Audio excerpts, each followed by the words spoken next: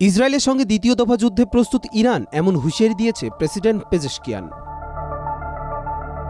ইসরায়েলের সঙ্গে সম্ভাব্য দ্বিতীয় দফার সংঘাতে সম্পূর্ণ প্রস্তুতির কথা জানিয়েছে ইরান। দেশটির প্রেসিডেন্ট মাসুদ পেজেশকিয়ান সম্প্রতি আল জাজিরাকে দেওয়া এক সাক্ষাৎকারে বলেন, জাতীয় স্বার্থ ও সার্বভৌমত্ব রক্ষায় ইরান প্রয়োজন হলে যুদ্ধে যেতেও প্রস্তুত।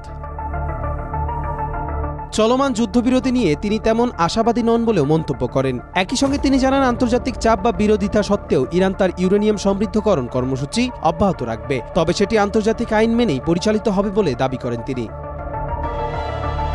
বিশ্লেষকরা মনে করছেন, প্রেসিডেন্ট পেজেশকিয়ানের এমন দৃঢ় অবস্থান ইঙ্গিত দেয় পরমাণু চুক্তি পুনরায় কার্যকর করার বিষয়ে ইরান কৌশলগতভাবে আগ্রহী, তবে পশ্চিমা শক্তির প্রভাব মেনে চলবে না। শেকড় থেকে শিখরে।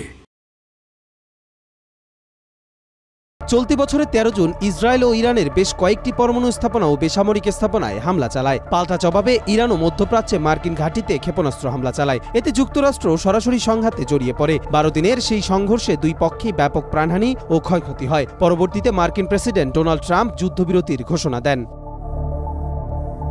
কবির চৌধুরী, মাই টিভি।